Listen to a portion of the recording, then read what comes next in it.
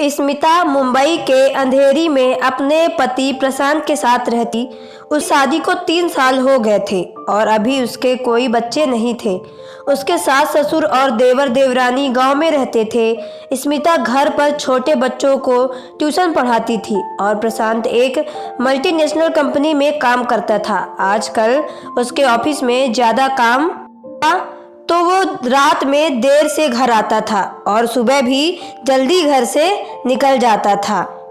स्मिता अपने पति के साथ ढेर सारा प्यार भरा समय बिताना चाहती थी, लेकिन धीरे धीरे वो उदासी की गहराइयों में डूबने लगी, क्योंकि प्रशांत उसे उतना ज़्यादा समय नहीं दे पाता था जितना कि उसे उम्मीद थी। फिर धीरे धीरे वो समय काटने के लिए आस पड़ोस के लोगों के साथ जान पहचान बढ़ाने लगी। इसी बीच उसकी दोस्ती उसके ही बगल वाले फ्लैट में रहने वाले नवीन से हुई। नवीन 2 और लड़कों के साथ वहां पर रहता था और तीनों मिलकर फ्लैट का भाड़ा शेयर करा करते थे।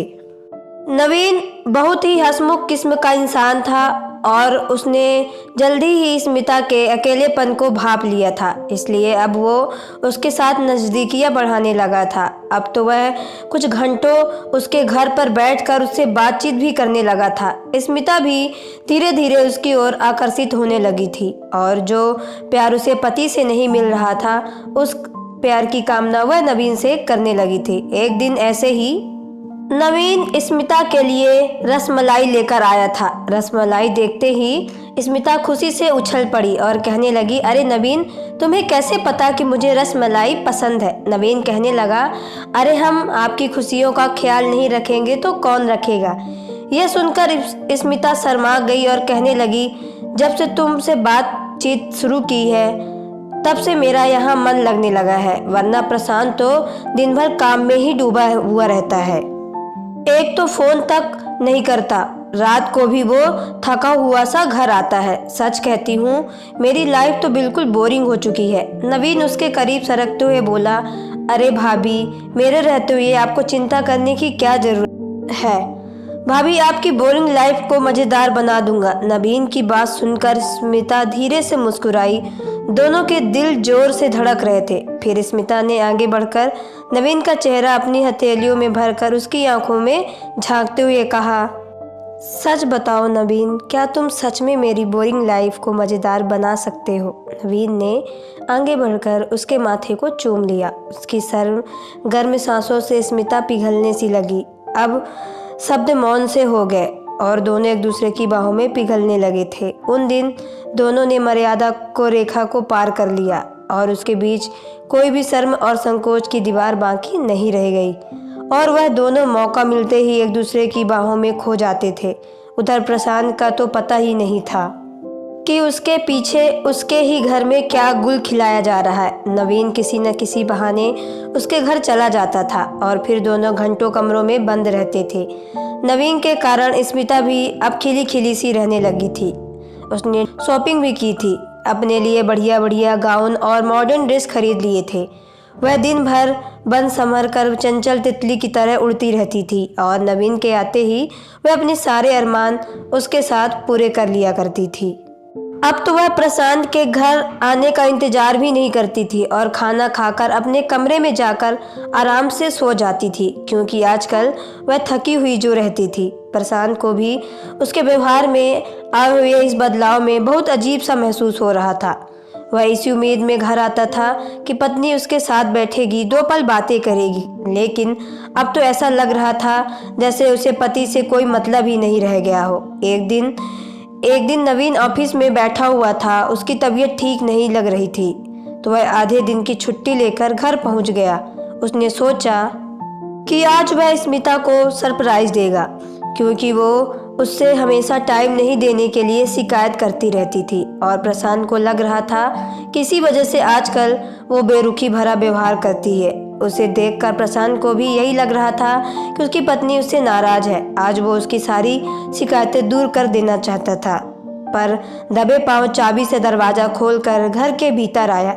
इधर नवीन और स्मिता तो पूरी तरह से निश्चिंत थे कि प्रशांत तो रात को ही आएगा, इसलिए उन्होंने दरवाज़ा भी बंद नहीं किया था और वो दोनों अंदर बेडरूम में थे।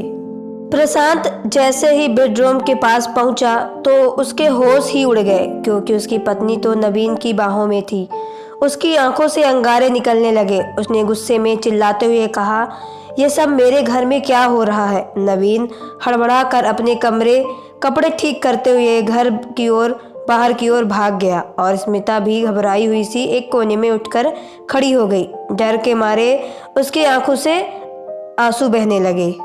प्रशांत ने गुस्से में अपना सिर थाम लिया और बैठ गया। उसकी आंखों से आंसू टपक कर फर्श पर गिरने लगे। वह दिन रात को अपने परिवार के लिए ही मेहनत कर रहा था, लेकिन उसकी पत्नी पीठ पीछे उससे धोखा दे रही थी। जब काफ़ी देर तक वो कुछ नहीं बोला तो स्मिता भी चुपचाप उठकर वहाँ से चली गई। उसे भी पति से कुछ भी बात करने की इच्छा नहीं हो रही थी, क्योंकि उसे लग रहा था कि वह जो भी कर चुकी है वह बिल्कुल सही है। उसे लग रहा था कि जब पति ध्यान ही नहीं देता तो उसे पत्नी को कहीं और प्यार ढूंढ लेना चाहिए। प्रशांत उससे कोई भी बातचीत नहीं कर रहा था और स्मिता को भी अपनी गलती का एहसास नहीं था। लेकिन प्रशांत अब ऐसी स्थिति में पत्नी के साथ रहना नहीं चाहता था। उसने एक दिन स्मिता को अपने पास बुलाया।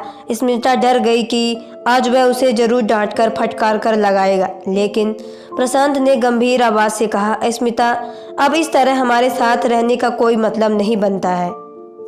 तुम्हें भी अपनी गलती का एहसास नहीं हो रहा है और मैं तुम्हें इस घर में बर्दाश्त नहीं कर। इस बेहतर यही होगा कि अब हम अलग हो जाए। तुम नवीन से प्यार करती हो ना?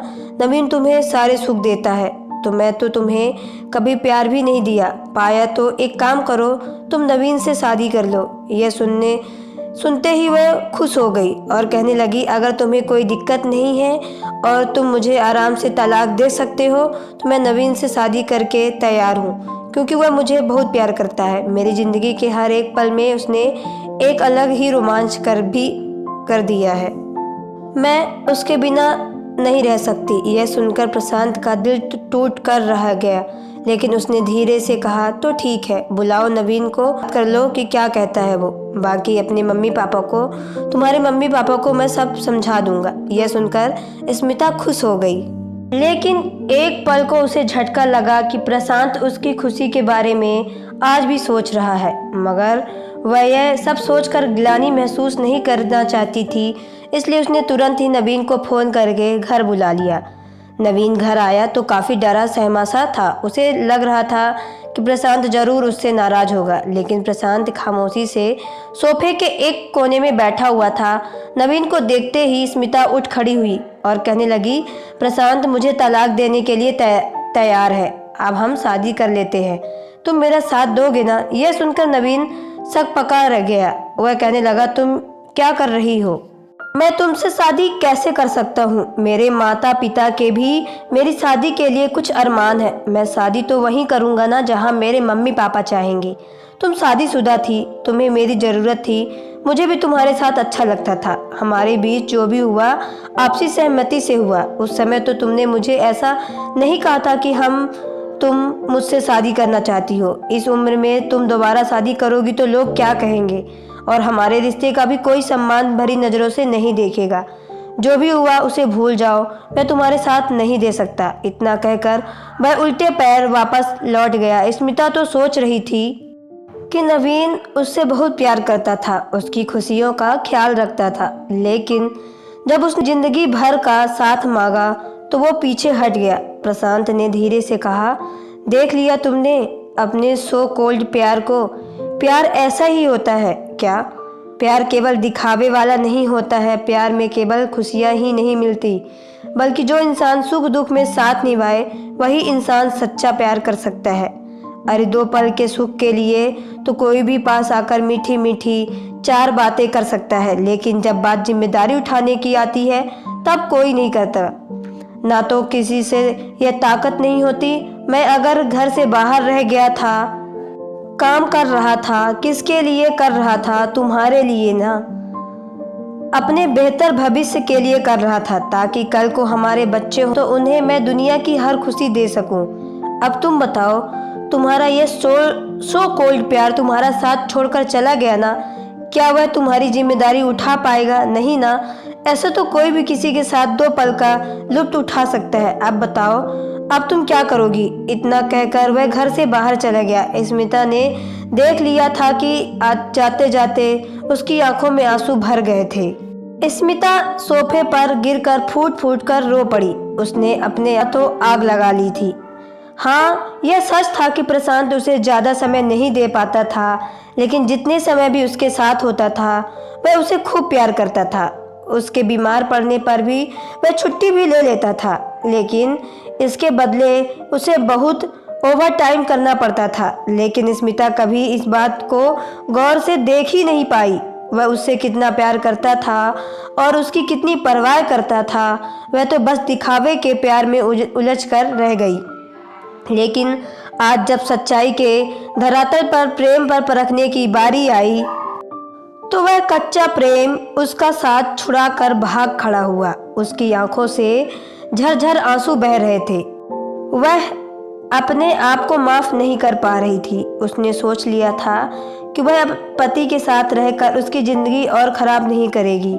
उसे यही लग रहा था कि मैं अब अपने पति के साथ रहने लायक नहीं रह गई हूँ। उसने एक डायरी निकाली और लिखने लगी, प्यारे प्रशांत, मैंने कभी तुम्हारे प्यार की कद्र नहीं की, लेकिन आज मुझे समझ में आया कि सच्चा प्यार क्या होता है। सच्चा प्यार तो तुम मुझसे करते थे और मैं दिखावे वाले प्यार के चक्कर में अपना तन मन किसी और को सौंपने चली थी। आज मैं खुद को। उसकी आंखें लाल थी, शायद वो रो रो कर रहा है। उसने भरे गले से कहा, स्मिता, यह क्या है? यह तुम क्या लिख कर जा रही हो? स्मिता ने सिर झुका लिया और कहने लगी, मैं इससे लायक हूँ प्रशांत, हो सके तो मुझे माफ़ कर देना। मैंने बहुत बड़ी गलती की है और इसकी सज़ा यही है कि मैं तुमसे दूर रहूँ।